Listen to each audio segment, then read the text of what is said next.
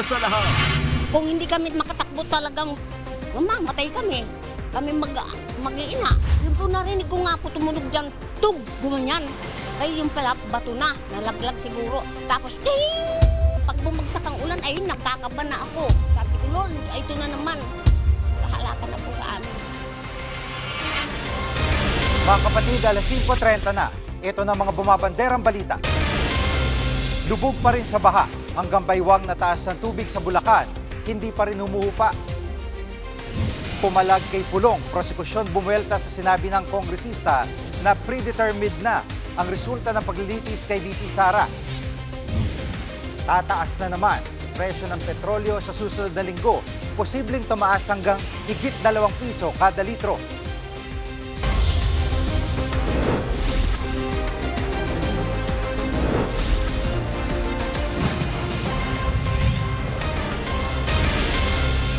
Dekada ng problema, matinding pagbaha sa probinsya ng Bulacan. Kanya-kanyang diskarte na lamang ating mga kapatid para maitawid ang kanilang araw-araw na pamumuhay. Live mula sa Hagonoy, Bulacan, nangungun sa balita si Mobile Journal Alexis Ebio. Alexis, gaano pa kataas ang baha dyan sa kinaroroonan mo?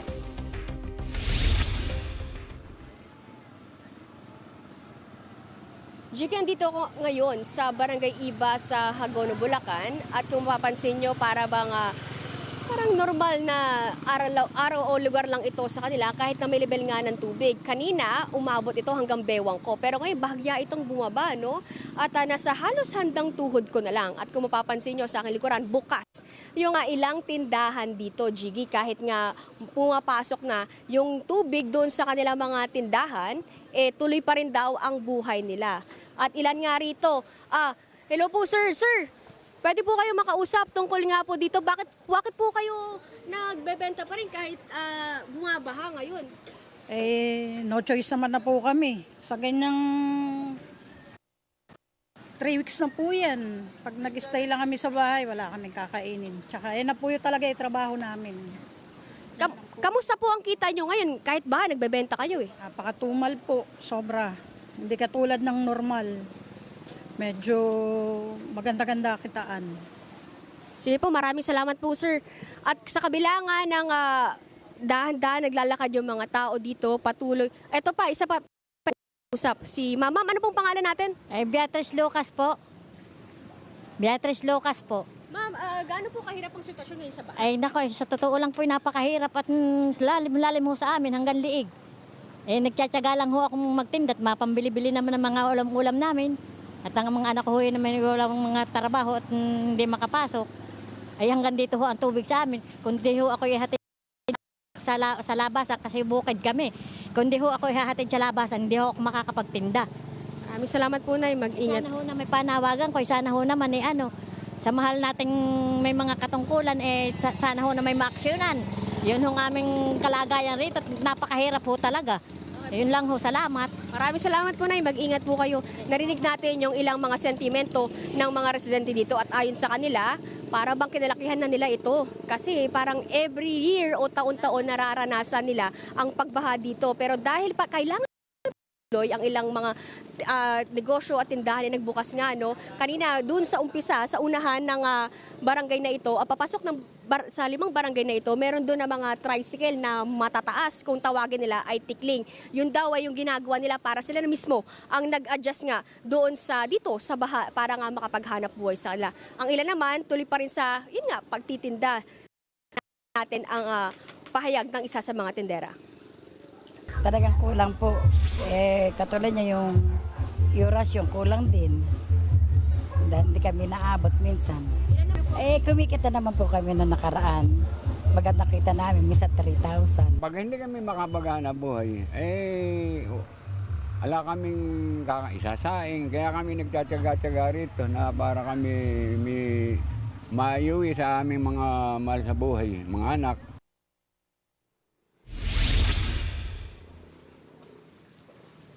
Jiggy, bisulang ilog na nga dito sa ilang barangay dito sa kalsada kasi na ito, pag dire-diretso mo yan, meron pang 5 barangay. Kabilang na rin dito ang Barangay Palapat na umabot nga hanggang Leegno. At gumagamit na rin sila ng mga bangka. Bukod kasi sa mababa raw ang kanilang lugar, tabi rin daw ito ng ilog na madalas mag-high tide. Jiggy?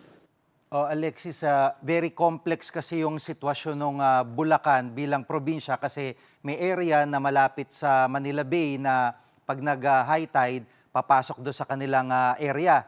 Meron naman na malapit sa Pampanga River na talagang pag bumaha yun, lumakas yung tubig, ay papasok din doon sa area like Kalumpit at dyan sa Hagonoy. Alam ko, ang isa sa mga problema dyan, yung hindi na talaga nakokontrol yung pasok ng high tide sa kanilang lugar. Anong sinasabi, gaya nung hinaing, nung naka-green na naka-bike na sinanay na na-interview mo, ano naman ang sinasabi ng mga opisyal ng Hagonoy dito sa problema nila at nakikita nilang solusyon kung meron silang naiisip?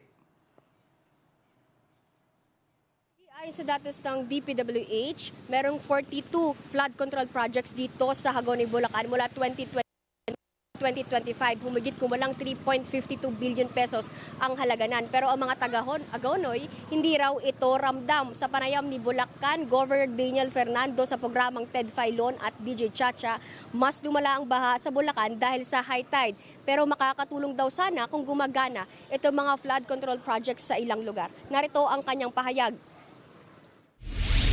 Kung nagawa po lahat yan, magiging effective, mababawasan, I think, kung nagawa talaga ang mga flood control. Kasi kami in the side of provincial government project, yung ginagawa po namin talaga nagdadagdag po kami ng mga irrigation, irrigation di canal. Of course, pag gumagawa po kami ng mga kalsada, lagi po mayroong may mga kanal po yan, drainage po yan sa gilid.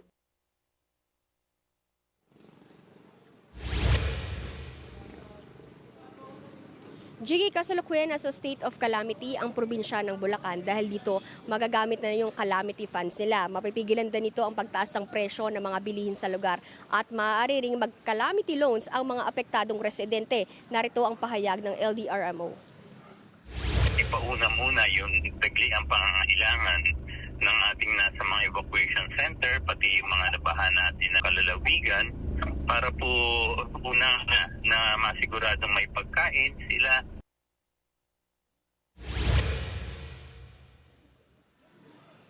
Yan mo ng latest. Balik sa iyo, Jiggy.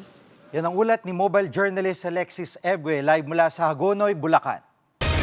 Nangangamba mga residente sa Bataan ngayong posibleng sumama ulit ang panahon sa mga susunod na araw. Hindi pa kasi sila nakakabangon mula sa pinsala ng mga nagdaang bagyo at habagat. Live mula sa Dinalupian, Bataan, nangungun sa balita si News 5 correspondent Mon Gualdes. Mon, kumusta na ang sitwasyon dyan?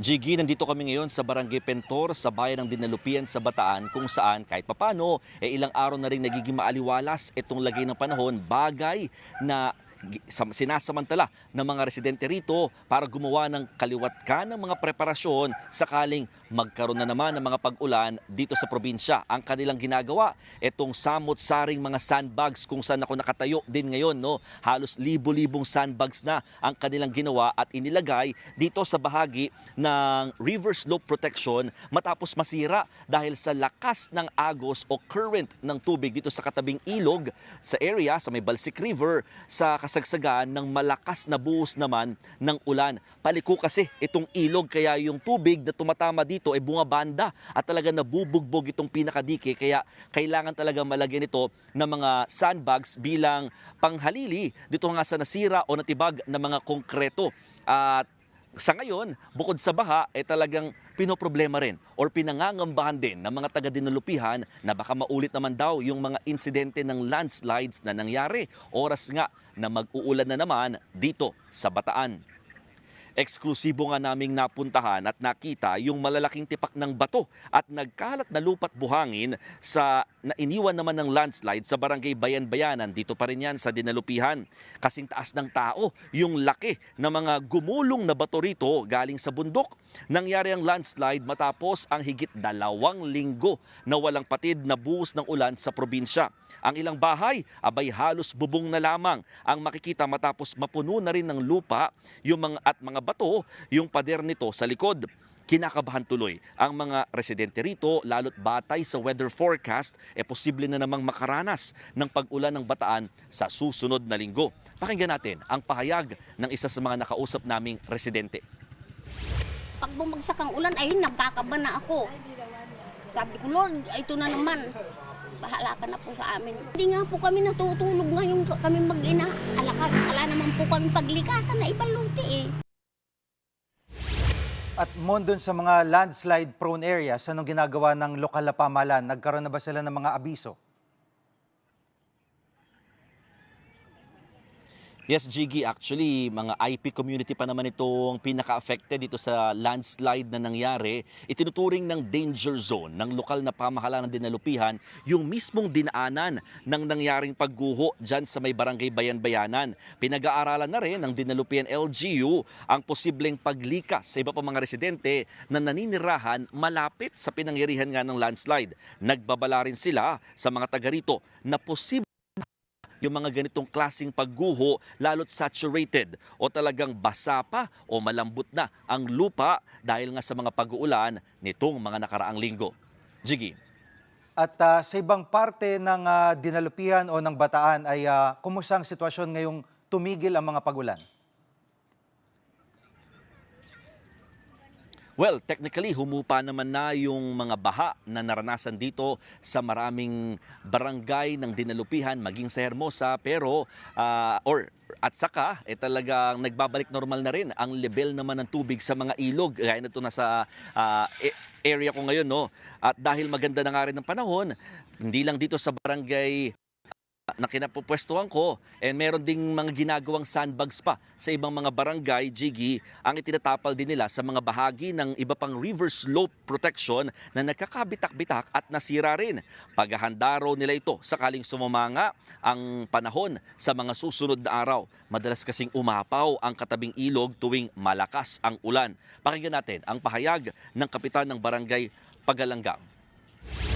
Napakalaki po ng tubig talaga, umabot po ng 1 meter na lang lalampas na po dito sa pinaka-widening ng riprap natin. Mga per shade lang po ito, kumbaga sakit. Pero kailangan po talaga ma-riprap po ito.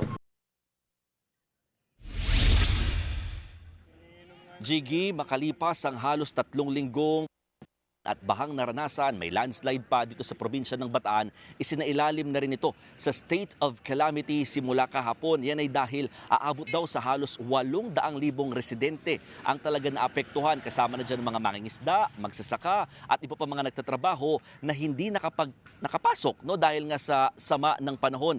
Kasama rin sa mga damages sa agriculture, almost 50 million pesos yan, habang sa infrastructure nasa mahigit kalahating bilyong piso na talaga namang malaking problema. So kahit papano, sabi ng gobernador ng probinsya, makakatulong daw ang pagdedeklara ng state of calamity para magamit ng mga lokal na pamahalaan yung Quick Response Fund para makatulong sa kanilang mga residente. Yan muna ang latest. Balik sa iyo, Jiggy. Yan ang ulat ni Mon Gualvez live mula sa Dinalupihan, Bataan. Umakyat na sa halos 70 mga lugar na sinailalim sa state of calamity dahil yan sa pinsalang iniwan ng habagat at mga nagdaang bagyo. Ayon sa NDRRMC, kabilang dito ang lahat ng bayan at lungsod sa Bataan, Bulacan, Cavite at Pampanga. Gayun din ang ilang lugar sa Pangasinan, Batangas, Rizal at Zambales. Sa ilalim ng state of calamity, magagamit ang Quick Response Fund sa rehabilitasyon at pagbibigay tulong sa mga apektado. Maaari ring magpatupad ng price free sa mga pangunahing bilihin, kabilang ang pagkain. Samantala, umabot na sa 29 ang nasawi sa mga bagyo at habagat, 19 ang sugatan at 3 nawawala. Higit 1.9 million ang mga pamilya apektado ng kalamidad. Susunod, prosekusyon bumuelta sa banat ni Congressman Pulong Duterte laban sa impeachment trial. At mas striktong polisiya sa baril ng mga pulis patutupad ng PNP bilang kontra-krimen. Diyan lang kayo mga kapatid, dapat una sa lahat.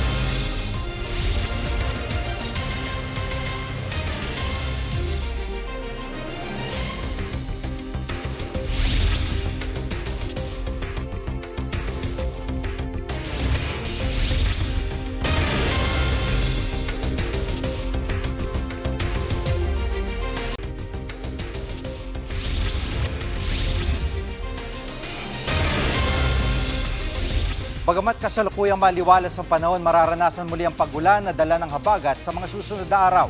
Live mula sa TV5 Media Center, nangunguna sa balita si News 5 Weather Frontliner Alvin Pura. Alvin, kailan posibleng magsimula ulit ang ulan at saang mga lugar ang apektado? Yes, Stevie, yung ating binabanggit nga nitong nakaraan, yung ating habagat, always present yan. Parati po yan dyan, pero humihina, lumalakas. At kasabay nga ng paghina ng dating Bagyong Neneng at paglabas sa ating area of responsibility, humina yung ating habagat at naging maaraw sa malaking bahagi ng ating bansa. Pero dahil din dyan, napapatambay kasi ang Bagyong Neneng o yung dating Bagyong Neneng dyan sa itaas na bahagi ng ating bansa, papunta sa eastern portion ng China. Sa susunod na linggo, hanggang Lunes, yung unang batch natin ng paglakas nito ay posible po itong magpaulan sa western section ng Northern at Central Luzon dahil hihilahin po ito o yung ating hangin ay dadaloy papunta dito sa dating Bagyong Neneng. Samantalang, kasabay naman ang pagpasok ng dating nitong bagyong may international name na Saudel sa ating area of responsibility sa Lunes, tatawagin natin yung Bagyong Obet.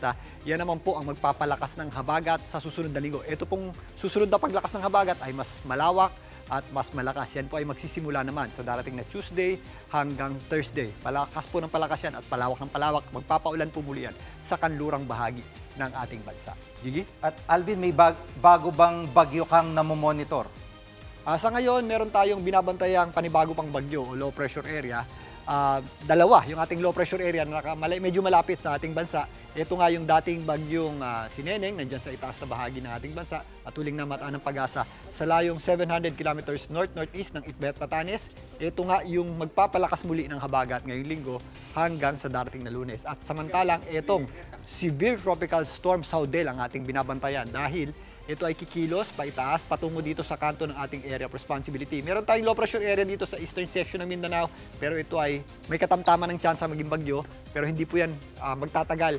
Maaari lamang po yung sumama dito sa sirkulasyon ng mas malakas na bagyong Saudel. At kapag nandito na nga itong bagyong Saudel sa itaas na bahagi ng ating bansa, kung pumasok na po yan at mabigyan ng local name na Obet, ito po ang magpapalakas naman ng habagat na binabanggit natin kanina sa darating na Tuesday hanggang Thursday. Yan po ay makaka-apekto dito sa western section ng Northern Luzon, Central Luzon, kasama dyan ng Metro Manila, maging sa areas po ng Calabarzon, including po dito sa areas ng Mimaropa. Kasama na po dyan ang ilang bahagi ng Panay Islands, dyan po sa Western Visayas, sa darating naman yan na Thursday.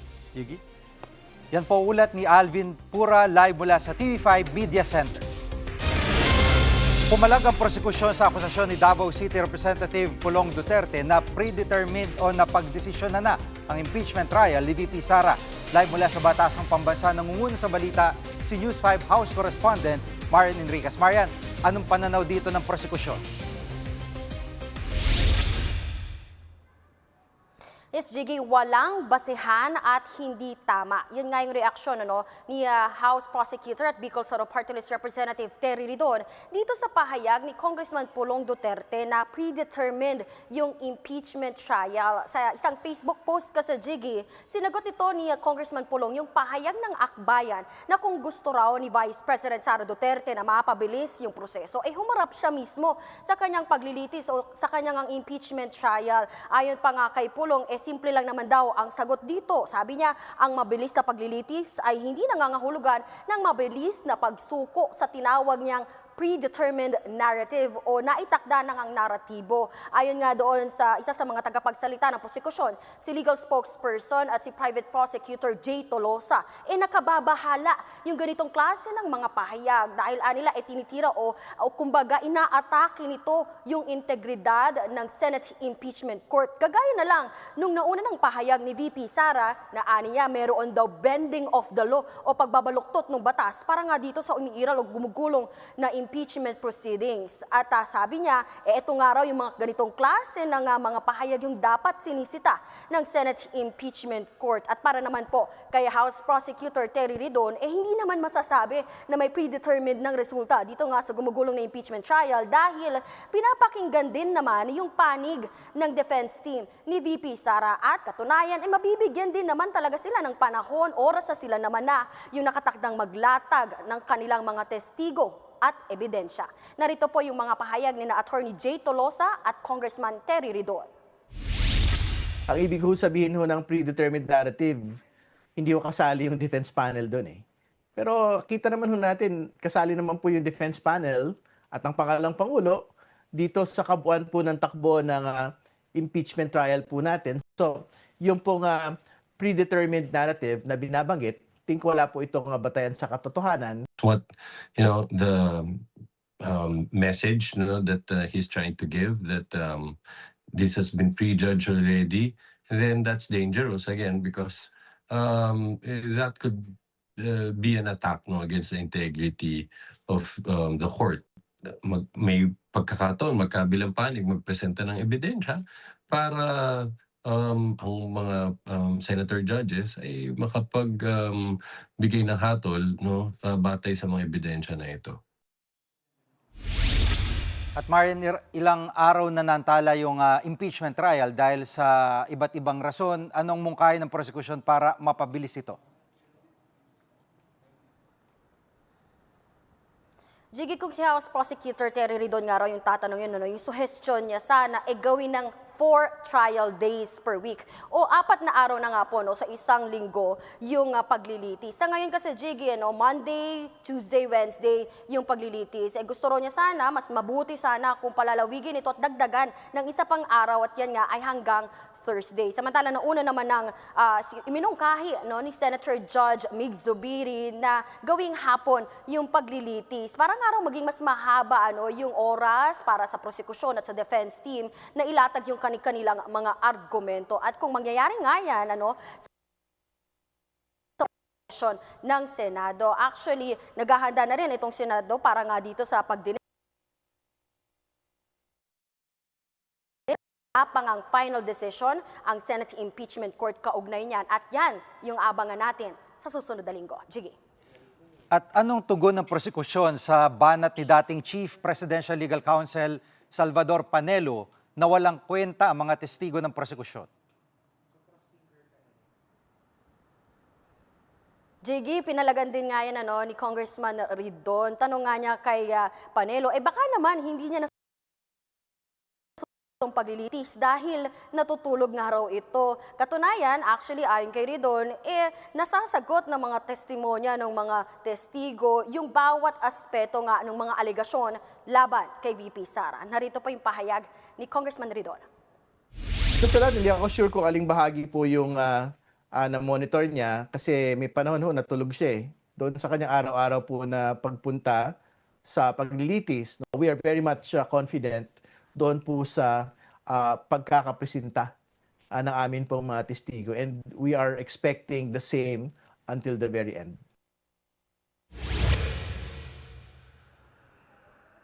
Jiggy, sa susunod na linggo ay nakatakdangang ipagpatuloy na yung pagsalang doon sa testigong si dating OVP Special Disbursing Officer Gina Acosta. At pagkatapos nga niya ay nakatakda namang isalang din itong dating Special Disbursing Officer ng DepEd na si Edward Fajardo. At gayon din Sara na si Lemuel Ortonio. Yan muna ang latest. Dito sa kamera, balik sa Jiggy. Yan ang ulat ni Marian Enriquez live mula sa Batasang Pambansa.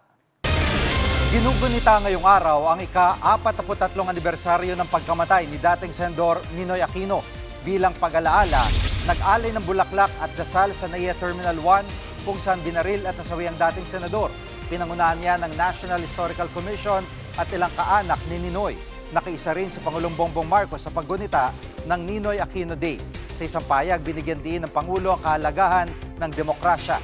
Magsilbi raw sanang paalala sa publiko ang aral na iniwan ni Ninoy, ang manatiling buo ang tiwala sa mga Pilipino sa gitna ng mga pagsubok. Susunod, panibagong dagdag presyo sa petrolyo namumuro sa susunod na linggo. At sa dokumentado, bahas sa isang komunidad sa Malolos, Bulacan na dekada-dekada ng problema, may pag-asa pa kayang humupa? Huwag kayong bibitiw, dapat una sa lahat.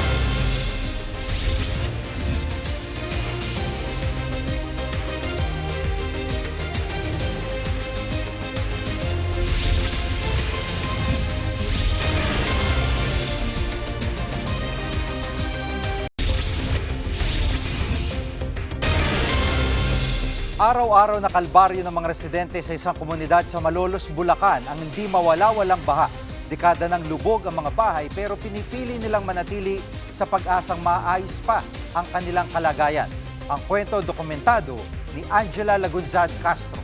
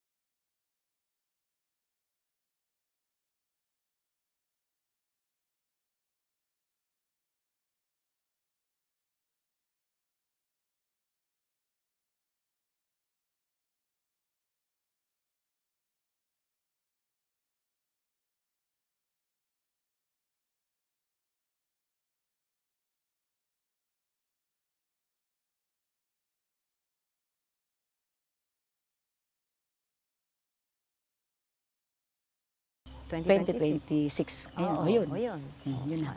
Kaya, kumbaga, nakasanayan na namin yung pamumuhay.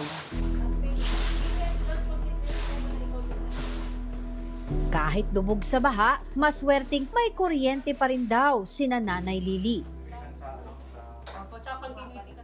Pero sa gabi na lamang nila ito ginagamit para rin mas madaling kumilos sakaling tumaas ang tubig kapag madilim. Pero dati hindi naman ganito. Paano po? Ano pong itsura dati? Maganda. Halos ang ibang mga artista na makikita mo dyan, nagja-jogging. Dyan nagsushooting. Dyan. Yan sinaan dati. Dyan namin nakikita yan. Kaya lang hindi namin alam ba't nangyaring ganun. Nung umuwi dito mga apo ko dito nagbabakasyon yun Nakakapaglaro sila dyan. Pagkaya na ito na, mula na nung May, June, yun na. Sabi ng mga apo ko, na tayo mama, hindi na maganda. Baha na Kahalimbawa, bumaba na yung tubig doon, linilimas namin yan para matuyo to. So natutuyo naman ito. Kaya lang talaga magpapagod ka. Kasi pag hindi ka magpagod, di mo makikita ang okay. So ito po yung bumaba na yung tubig, hindi kagaya kahapon. Yung tubig kahapon hanggang dito. Ito nga niya, ayan. Dito ang pasok. Yung supa ko nga na binigay sa akin ng kapatid ko, inabot ng baha. Sino pa upo doon? Tinapon. Nakalutang sa gilid. Pag dito hindi pwede yung mga gamit na gaya ng supa. Kasi aabutin. Saan mo tataas yun? Tapos pansin ko po, wala kayong ref. Wala. May ref ako binenta ko. Bakit po? Naabot lagi ng baha, lagi ako nandun sa taas.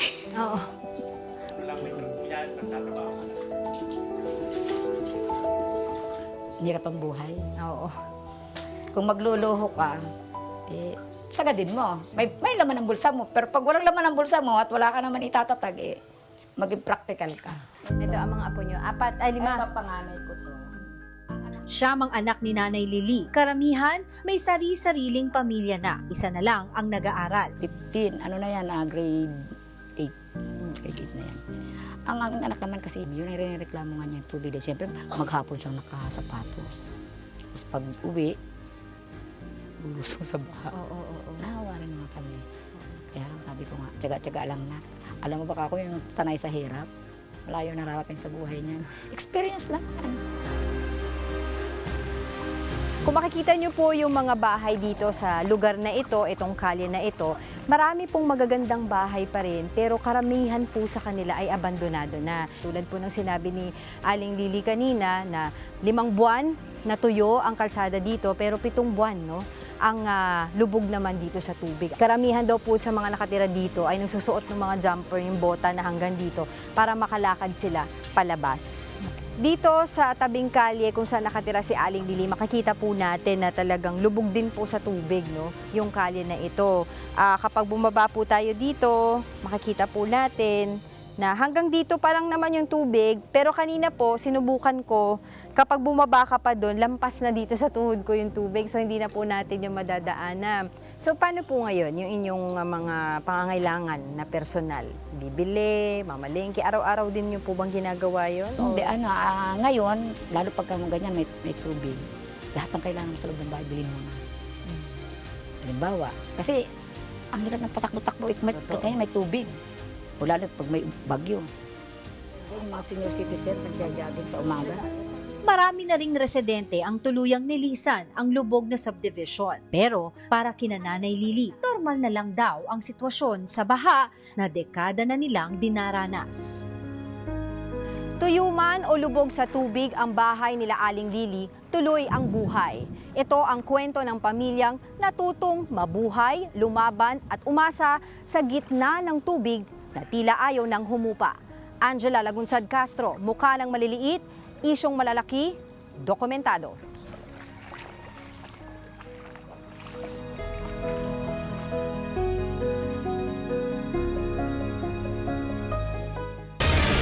Susunod, mga kaso ng leptospirosis pinangangambang tataas pa matapos sa mga pagbaha. Huwag kang bibitiw, dapat una sa lahat.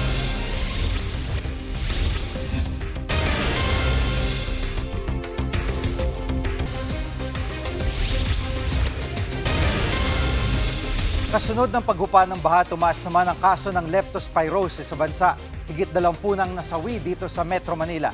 Live mula sa TV5 Media Center, nangungun sa balita si mobile journalist Daniel Dayaw. Daniel, ilan ang kaso ng leptospirosis sa bansa?